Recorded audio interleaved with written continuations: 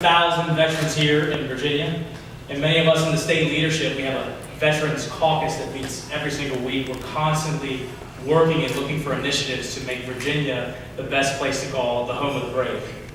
And it is important that we honor you and many others that carry the torch, continue to carry the torch of service long after you've left the military. And there's nothing little about the big impact that all of you are making on our Commonwealth. And there are many positives, which I want to speak about tonight, but I want to use some of the words of our nominees to tell you about the positives of veterans that many of you already know. But first, I'm going to tell you a quick little story about something that I really appreciate with veterans, and I saw when I was in the military, and I see out, and that is they just do what needs to be done. And I'll give you an example. You know, as a young 18-year-old going through BUD/S, SEAL training, I arrived at the team, and I thought I was, this big bad Navy SEAL, right? I think I was 19 at that time. And the first thing my leading petty officer says, he says, "Taylor, you got shitters." I can say that, right? Military audience here, come on. And I'm like, what? What are you talking about? I'm like, all this training and all this stuff. And then next thing you know, I do what I'm supposed to do, and then we're on deployment. We go through a lengthy cycle of all kinds of iterations of training to be prepared for war. We go overseas, and we're down on my first deployment, and my leading petty officer looks at me and he says, "Taylor, you got the shitters." I'm like, what? I must be the most highly trained combat janitor in the world. Veterans just do what needs to be done. And many Virginians, civilians as well, intuitively understand. They understand what you bring to the table. In fact, let me use Ron Bowman's words, as he puts it. The civilian community needs volunteers that understand commitment, professionalism, and dedication. These qualities are unique in today's society. I think we can all agree that he hits the nail on the head, doesn't he? Admiral Beers, where are you at? Admiral, you spent 87 days underwater in a stretch in a submarine, which is insane.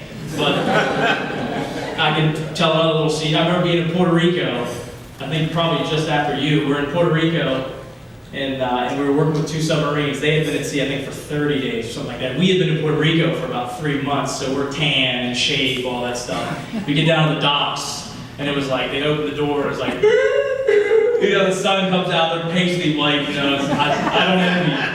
It's a special person that spends 87 days in a submarine, but we applaud you for that. But one of the things that you said that really stuck out to me, Admiral, was that the best thing about serving was the sailors that you served with. And I think that right there is something that is the best thing for anybody in the military, that camaraderie, no matter what you were doing, whether you're in PSD and supply or you were in Hell Week.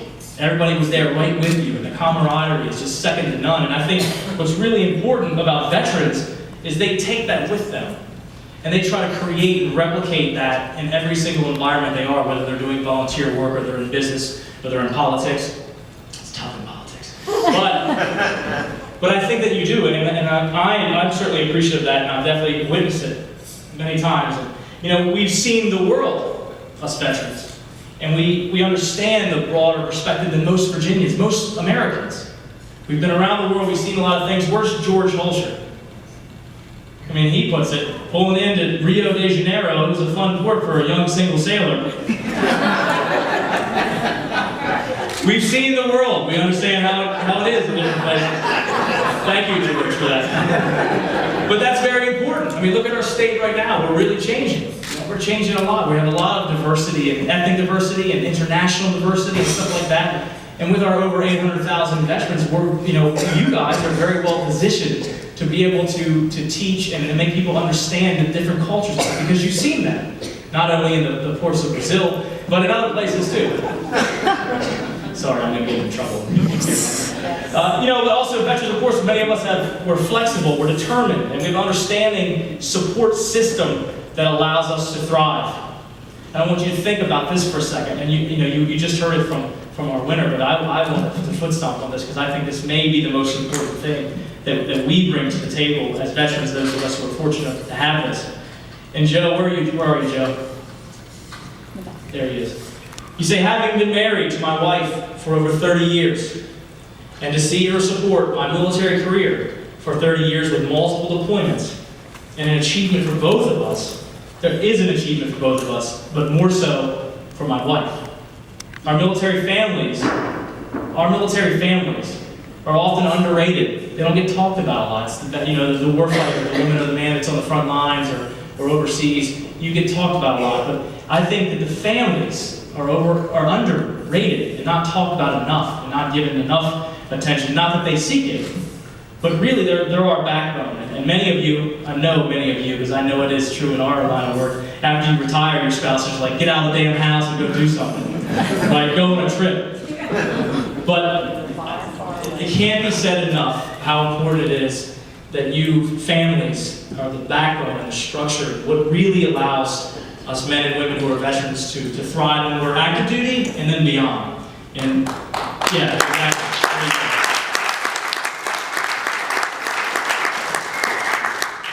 I personally spent a lot of time encouraging fellow veterans to find something new after military life and put the same type of effort into it, which of course leads to what you're passionate about, what you're addicted to, channeling that energy in something that's for the greater good. And my mentality is close to Ross Vieira's. Where else were you? There you are.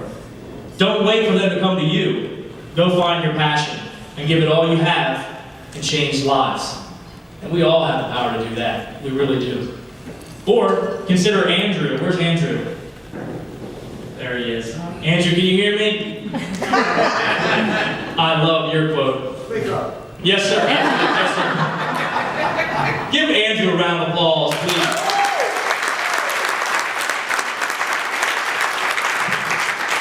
So I relate to Andrew because he says, as I found opportunities to improve the city, my career grew as a businessman and an elected official. So I found that commonality there. What I also was drawn to, Andrew, which I think everybody will appreciate, his quote, I'm a son of a bitch, one of the 100th Infantry Division in World War II, March 1945. I was standing in a dirt town square with one foot in a pile of horse manure and my carbine at my side. I raised my E-flat horn to my lips, but I'm not sure I ever played a note. I was too busy scanning the rooftops for German snipers. That's when men were hard, right? Let's give him another round of applause. Thank you,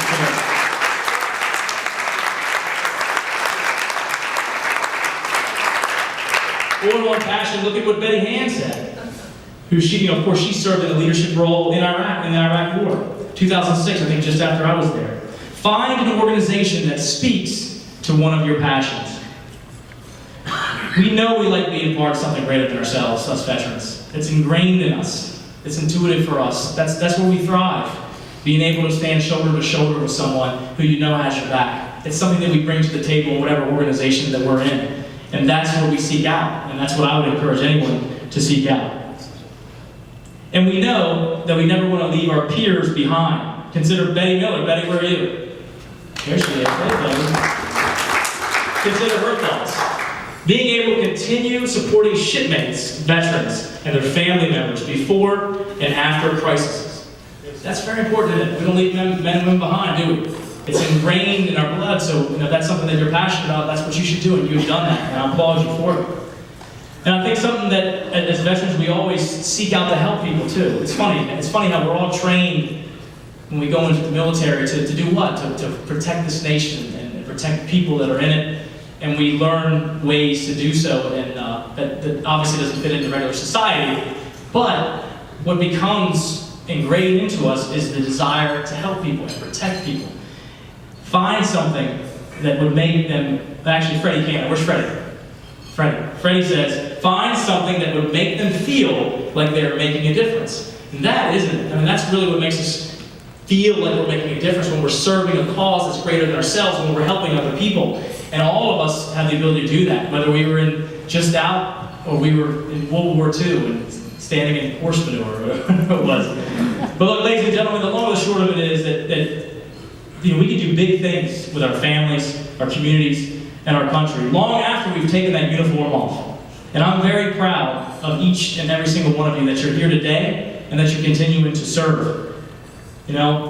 I'm really looking forward to seeing what all of you have in store for the Commonwealth and for your fellow man, and those that I know that you're out there inspiring yourselves and mentoring as well too, because never underestimate the impact that you can have, a little bit of your time, your expertise, and your attention has on those around you. And you are really the perfect people to do that and pay it forward.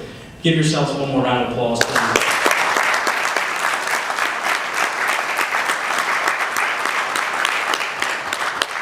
And on that note, I'll leave you with the quote, the favorite quote of our winner tonight, Larry Banks. Where are you, Larry?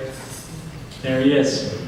It takes one person, 1 second, 1 minute, 1 hour, 1 day to make a difference in someone's life. Thank you all very much, and God bless you.